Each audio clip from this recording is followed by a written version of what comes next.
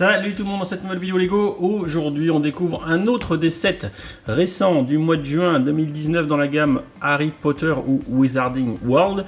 Il s'agit du Knight Bus, le bus ô combien emblématique de la saga Harry Potter, destiné aux sorciers en perdition dont Harry fait partie au début de l'épisode 3.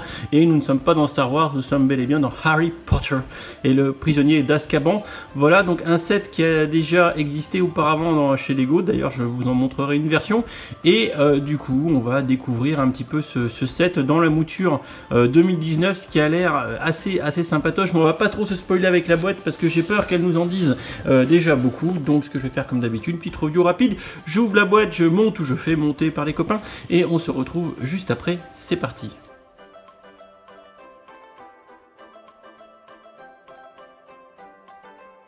Alors, avant de commencer cette review, on va se faire un petit rappel, rafraîchissement de mémoire. Nous sommes dans Harry Potter, épisode 3, Harry Potter et le prisonnier d'Azkaban. On est au tout début du film et Harry, suite encore à un petit problème familial, d'ordre familial je devrais dire, se barre et suite à une petite confrontation telle qu'on vient de l'apercevoir tout à l'heure visiblement avec Sirius, eh bien il devient un peu un sorcier en perdition. Et là on voit notre Stan Rocade national, on va dire le contrôleur du Magicobus, qui demande à Harry: mais qu'est-ce que tu fous par terre dans la rue? Allez, monte. Et on peut tout de suite ici, ah mince, c'est un peu trop tard, je viens de le rater. On a autour du cou de Stan Rocade, voilà, l'espèce d'appareil qui sert à pointer les tickets. Et ça c'est intéressant parce qu'on va le retrouver tout à l'heure dans les mini-figurines. On constate aussi un petit peu tout le design du bus, avec l'entrée à l'arrière, la valise que Stan Rocade essaye péniblement de charger dans le bus, et l'aménagement intérieur du bus tel qu'il est fait dans le film, à savoir qu'au premier étage on a des lits avec des gens qui pioncent. On va voir très rapidement au plafond le plafonnier, donc l'espèce de grand lustre qui traverse 2 étages complets supplémentaires où il y a encore des lits, en plein centre du bus. On le voit bien ici présent, donc 3 étages au complet dans le bus, dont le lustre qui passe en plein milieu. Notre Stan Rocade qui a une tête qui est bien amochée, et enfin on va le voir très rapidement avec Ernie et la tête un petit peu avec les rastas qui donnent des indications à Ernie, le vieux chauffeur du bus. Voilà, et c'est parti pour le petit tour dans le Magicobus très célèbre, et on revoit encore différents plans à l'intérieur du bus qui nous montrent un petit peu comment il est fichu. Voilà, je n'en dis pas plus et on va vite fait repartir sur cette fois-ci Brickset pour avoir un petit récap des différents sets qui sont sortis depuis eh bien, la production de cet Harry Potter chez Lego. Par exemple, le premier set qui est visiblement sorti en 2004, c'est un petit polybag, un petit sachet, le 4695, on n'en parle pas. On va ensuite se diriger toujours en 2004 sur le 4755 Knight Bus, donc le Magicobus que j'ai, donc que je vous présenterai tout à l'heure en termes de comparaison. Le 4866, troisième version de ce Magicobus sorti elle en 2011, et enfin la version qu'on va aujourd'hui décortiquer, la 75257, le Knight Bus, sorti cette fois-ci en 2011 Dimitri, en 2019. Voilà, donc en termes de récap, selon Brickset, on a donc 4 itérations de ce Magicobus, dont 3 de taille similaire, la première étant un polybag, ce qui va nous permettre de faire un petit état comparatif des choses, et on attaque la review tout de suite. Alors voici le set une fois monté, et après cette parenthèse introductive, on va commencer notre sempiternel récapitulatif. Il s'agit donc du set The Knight Bus, ou en français le Magicobus, sorti le 1er juin 2019. 403 pièces, 39,99 €, 7, 75, 957, ce qui fait un prix de 0,099 € la pièce, soit 10 centimes, soit on est quasiment pile poil sur le fameux prix de référence, ce qui pour un set dans la gamme Harry Potter est très intéressant. Il a connu une petite rupture aux alentours de mi-juin pour une sortie au 1er juin, donc c'est des sets qui encore une fois ont bien marché. En 2018 la gamme Harry Potter a bien performé, et il est à prévoir qu'en 2019 ça va encore être le cas. On commence un petit focus des figurines avec Ernie. Ernie, le chauffeur du Magicobus. Alors, ce qu'on appréciera beaucoup sur Ernie, c'est sa calvitie plus que naissante. Et il a plus un cheveu sur le caillou. Voilà, c'est très sympa. Surtout l'impression de la tête qui est très fidèle avec ses très grosses lunettes, sa barbe et surtout son espèce de petit gilet à l'anglaise, etc. C'est une figurine exclusive à ce set et vraiment c'est très cool. Il y a une vraie progression par rapport au set des années précédentes de 2011 et de 2004. Je trouve que notre Ernie en 2019 est vachement mieux modélisé. On continue avec Stan Rocade, le contrôleur de ce Magicobus, hein, tout de violet vêtu, très sympa. C'est également une figurine exclusive à ce set. Alors ce qu'on appréciera tout particulièrement, c'est donc son torse qui représente très finement finalement l'espèce de machine à composter. Non, c'est pas composter. Ah, je sais plus. Tout du moins celle qui produit les tickets, comme on l'a vu dans l'extrait que je vous ai présenté tout à l'heure. Voilà, donc du coup c'est une figurine exclusive. Et je pense que principalement ce qui doit être exclusif, c'est sa tête et surtout son torse. La casquette, j'ai un sérieux doute, peut-être qu'elle est exclusive également. Bon, les jambes par contre en violet, je pense que ça devait déjà exister dans la gamme Lego pour d'autres figurines. Enfin, on termine la présentation des figurines avec Monsieur Potter.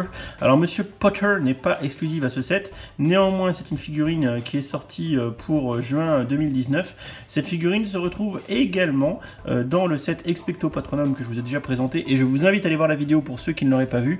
On appréciera donc surtout ce qui est très intéressant dans cette figurine de Harry en mode 2019, c'est son torse, puisqu'on a une représentation de son t-shirt, de son petit polo manche courte bleu, avec la veste un peu de jogging qu'il a dans l'épisode 3, dans le film numéro 3, Harry Potter et le prisonnier d'Azkaban. Quand je dis l'épisode 3, je me crois vraiment trop dans Star Wars, voilà. Donc deuxième apparition pour cette figurine de Harry Potter dans cette nouvelle gamme de juin 2019. Bon, alors maintenant, on va rentrer dans le vif du sujet de ce set de 2019. Et pour que ça soit un petit peu plus pertinent, je vais d'entrée de jeu vous le comparer avec celui de 2004. Voilà, donc il faut que je les recule vachement pour qu'ils tiennent à l'écran. Je vais même les permuter parce que celui de 2004 est bien plus grand. Voilà, donc ça vous permet déjà d'avoir un petit visuel de deux versions de ce set, sachant que la version de 2011 est plus proche en termes de design de celle de 2004 que de celle de 2019. En 2019, il y a une vraie avancée sur le design, vous pouvez le voir, c'est-à-dire que clairement, aussi bien dans le set de 2004 que dans celui de 2011, on utilise du pare-brise qui est un petit peu triangulaire comme ça, et on empile les étages. Et d'ailleurs, ce qui est très important, et qu'on peut constater dans le set, et je vais reculer celui de 2019, dans celui de 2004, alors dans celui de 2004, il y a, hop, troisième étage, voilà, que vous voyez, hop, ici, le troisième étage, qui, quand on enlève la toiture, voilà, fait apparaître un lit. Et là c'est intéressant parce qu'en fait quand on voit le film il y a des lits à tous les étages et donc ici on a un lit avec une tête d'oreiller qui est imprimée, mais l'étage est fermé comme vous venez de le voir, on est complètement fermé. Quand on regarde le deuxième étage du set de 2004, il est également complètement fermé avec un lit, hop. Et donc vous voyez, tac, et je peux encore enlever les deux premiers étages. Donc vous me voyez venir à 15 km à la ronde, on n'a pas le chandelier qui passe à travers. C'est-à-dire que quand on a vu l'extrait du film tout à l'heure, vous vous rappelez, le chandelier il part du plafond du troisième étage, il traverse le troisième, il traverse le deuxième, et il se retrouve au premier étage carrément. Là, dans le set de 2004, ça ne marchait pas.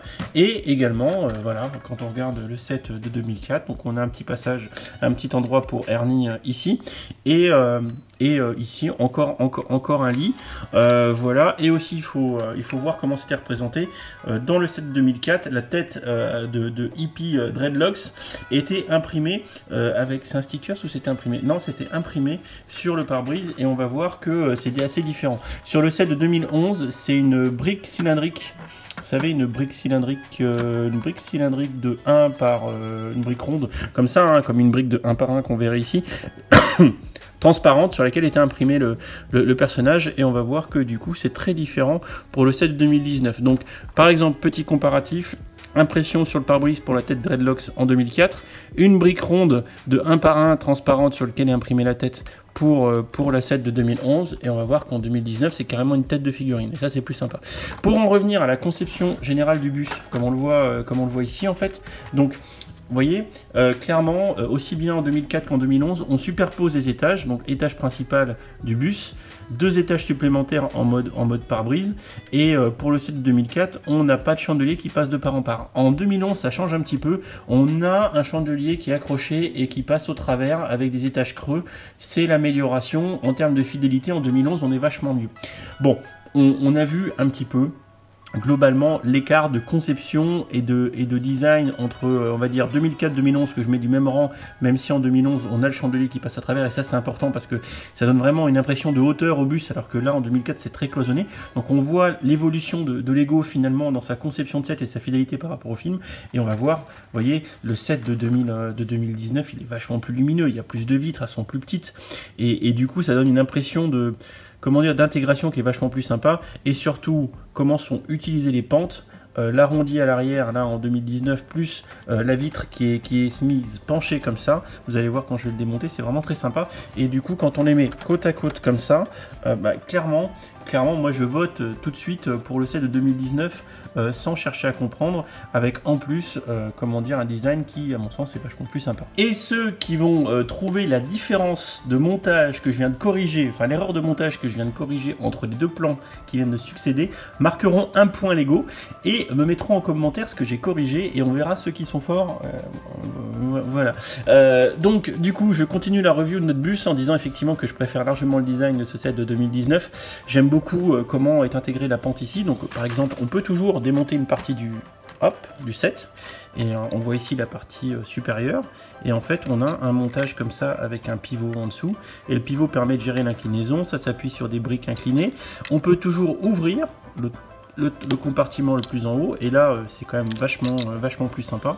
Donc on a, attention à la surexposition, on a ici une tilde 2/E tampographiée avec le Daily Prophet, qui de mémoire s'appelle la Gazette du Sorcier en français, et c'est marqué exclusive Harry Potter, The Boy Who Lived, le garçon qui a survécu. On a également la malle de Harry Potter qui peut se positionner sur 2 tiles avec tenons de 2/2 rouge, et quand on regarde la malle, donc là c'est un coffre au trésor, tout ce qui est plus tranquille, il y a... ça, je sais plus ce que ça représente, vous me le direz, mais on s'en fiche un peu. Et par contre, à l'intérieur, on a une lettre qui représente, je pense, la lettre d'admission à Poudlard. Et ici, on dirait une tablette de chocolat. Une tablette de chocolat. Une tablette de chocolat. Je suis en train de réfléchir. Vous voyez, je suis en train de réfléchir. Je me demande si, vu qu'après, je crois que quand ils vont être dans le train, qui les emmène dans le Poudlard Express, je pense que c'est là qu'ils vont croiser Lupin, et je me demande si c'est pas là que Lupin va donner une petite barre de chocolat à Harry Potter. Je me fais attaquer par une mouche, par Harry Potter quand il se sera fait... Bon voilà, c'est Bagdad, j'ai tout renversé.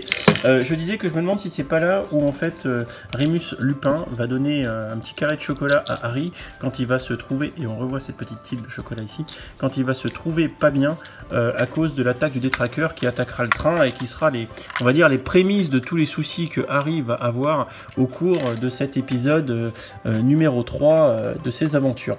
Voilà, donc j'ai réussi à dire tout ça tout en pataugeant avec le bus, et c'est plutôt assez remarquable, et je refais une mise au point. Voilà, donc du coup on voit l'intégration qui est très maligne sur la face avant, avec les tines incliné ici, la partie arrière qui est arrondie, vraiment très sympa. On appréciera des tiles de 2x3 avec des stickers toutes les destinations, rien sous l'eau, ça c'est rigolo.